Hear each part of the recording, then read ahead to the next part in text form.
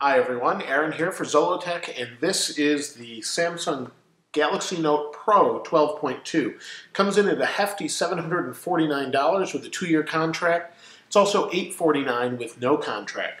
So it's a pretty huge tablet, and in this video it's going to be a little bit different than the others in that I'm going to unbox and review the whole product here. So let's get on an unboxing, and then we'll come back and I'll give you my opinion on the Galaxy Note Pro.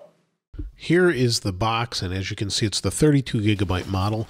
We'll open it up here and slide out from the typical Samsung packaging, and you can see it's the Galaxy Note Pro, and it's pretty large and packaged just like most of the others.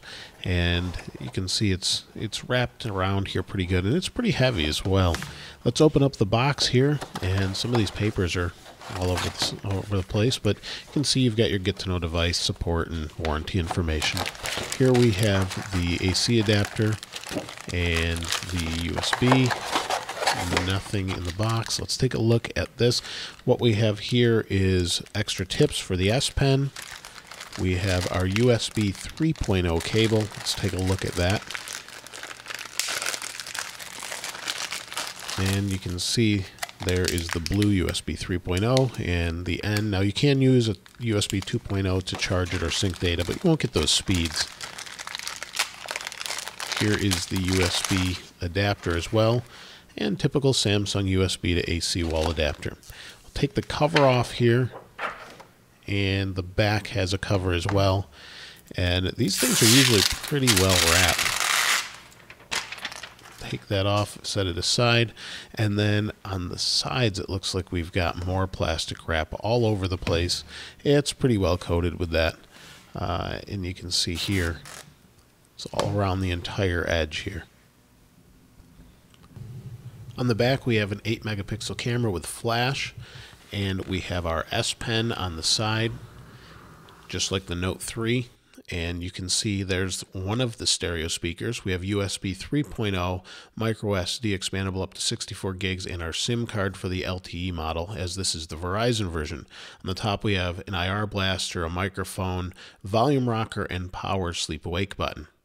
It's all really well integrated, and then around the side here we have a 3.5mm headphone jack and the other speaker as well. Now inside, on the back of this, we have an enormous 9500 milliamp hour battery, good for 15 hours, and on the front we have a power button, multitask button, and back button as well. You can see this is a massive tablet. There's an iPad Air and a Nexus 7 for comparison, and you can see it's extremely large. Internally, we have some pretty impressive specs. We have a quad-core 2.3 gigahertz processor, 3 gigabytes of RAM, 32 gigabytes of internal storage, all running Android 4.4 KitKat. The display is a 12.2-inch WQXGA 2560 by 1600 TFT display and is extremely nice and vibrant. With the Galaxy Note Pro 12.2, we get standard TouchWiz, which you either will love or hate, and then you get some extra features. So here we have an inbox, we have some business news, we have Office, Calendar, we also have news if we swipe over to this side, and then we've got access to our app drawer as you would expect. And it comes with quite a few standard apps such as S Note and Sketchbook for Galaxy Pro, and that works really well with the stylus here. And I'll take this out here, and you've got some pretty neat features. So just like the Galaxy Note 3 and 2, you have the S Pen and you have Air Command, and you can screen capture and do all sorts of things. You just click this little button here and you can make this go away. Bring it up over here. Maybe we want to use this here and go to S Finder. You've got all of these different options, and it's pretty nice, and if you use it for drawing, it's really good, it's really responsive, and you can see it's hovering over here. I'm hovering this up, and you've got this little thing going around with you to show you where the cursor's at. So it's a pretty nice little feature, and works well, especially if you're going to sketch or want to circle things or mark up some notes, things like that. Now, if we go home, you'll see we have these different apps. Now, I've tried most of these. All of these worked except for Battlefield 4 Commander. I couldn't get the app to load. It loads, but it wouldn't let me sign in. The screen just goes blank, and that's probably fault of EA. But just as a note, it didn't work and still hasn't. They've even updated it, it still hasn't worked. So it doesn't work on here for some reason. I'm not really sure what that's about. To show you the web browser, we'll open this up and you'll see it's my website. It works really well and we can watch a video in it. Everything works well and you can get to the keyboard. It works nice. You've got your Skype or swipe type options rather, and those work really well.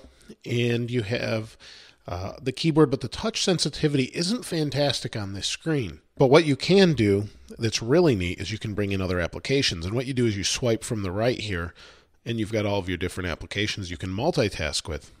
We also have create, edit, and help. But what we'll do is maybe we'll bring in YouTube. And now we'll split the screen, and you can see we have my video here, and it splits the screen. And maybe at the same time, we want to bring in, I don't know, how about maybe we want to bring in some music. Now, obviously, we're not going to watch music or watch a video and listen to music. And then maybe finally, we'll bring in S Note, and we'll put it over here. Now, you can see we have 4 different things open. They're all active. You can use them, whatever. And here's my website in the upper left. And maybe we'll play the video. And we'll expand it. And you can see we've got 4 things going all at the same time, so we can multitask. And it seems to work. It doesn't really hiccup. And we can maybe move this around. And you can resize things. It's pretty neat. They did a pretty good job of this. And we can see what else is running here. And we'll just close them all for now. But it's a really neat way to do things. Because you've got all of this screen real estate, you can actually have 2 real workspaces that are about the size of an iPad mini on each side. And so it really works out nicely. You can truly multitask with this particular tablet. Now you do have your notification drawer just like everything else. You also have a bunch of suggested apps and things that come pre-installed, like I said before, and overall it works really well. Battery life on the device is really good, easily 10 hours for this big screen, and you have a giant battery, as I mentioned before, inside, but it's really good. No problems using it. I really haven't had any hiccups with it whatsoever, and it's turned out to be a really good, long-lasting battery. The camera is okay. It's good for video calls with the front-facing camera, but the rear-facing camera, let me take a picture over here of the wall behind me. Let me refocus it. I took a picture of the wall that's behind me. It's an old wall and has some cracks in it and things like that, you can see, but it's really not the greatest camera. It's not bad, but your smartphone will do a much better job, and you really don't want to carry this around and take pictures. Now, the forward-facing camera does a great job for videos and calls and things like that.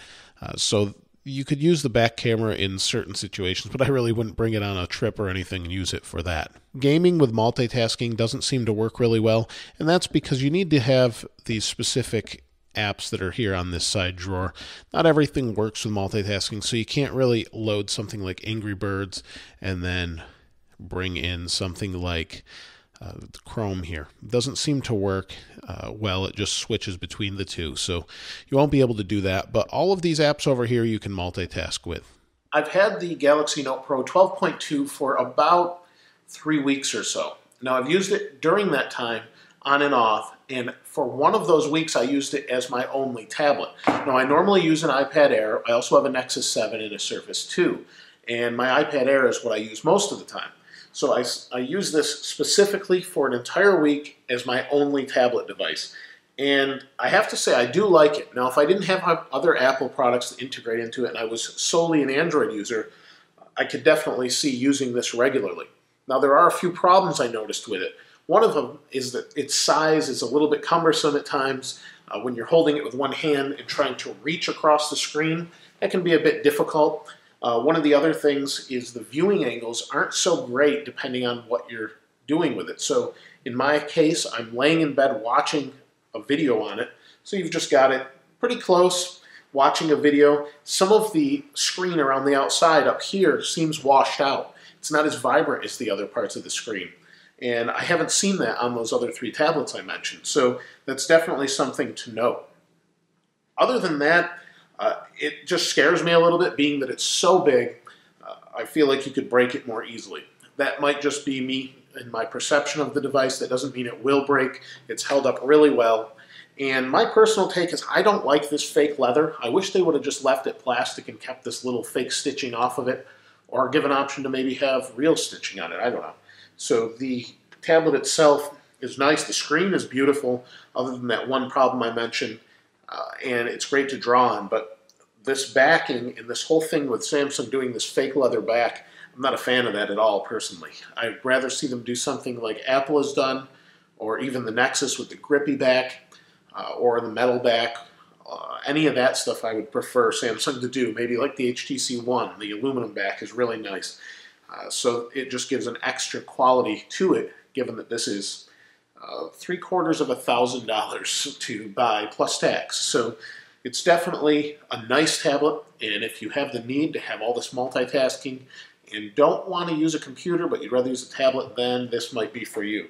Otherwise, I don't personally see a need to buy it until it's discounted heavily, or you need a huge screen for maybe problems seeing a smaller screen, something like that. Otherwise, I just don't see it. Let me know what you think in the comments below. Obviously, that's my personal opinion, spending a few weeks with it and 1 week as my main tablet. I really love the Nexus 7 for its size. I love the iPad Air, and I love the Surface 2. And I'm a fan of all of those different operating systems. But this one in particular is just a little large, so let me know what you think in the comments below. Would you rather have something this big, something a little bit smaller? What's your favorite tablet? Let me know. If you haven't subscribed already, please subscribe. As always, thanks for watching. This is Aaron. I'll see you next time.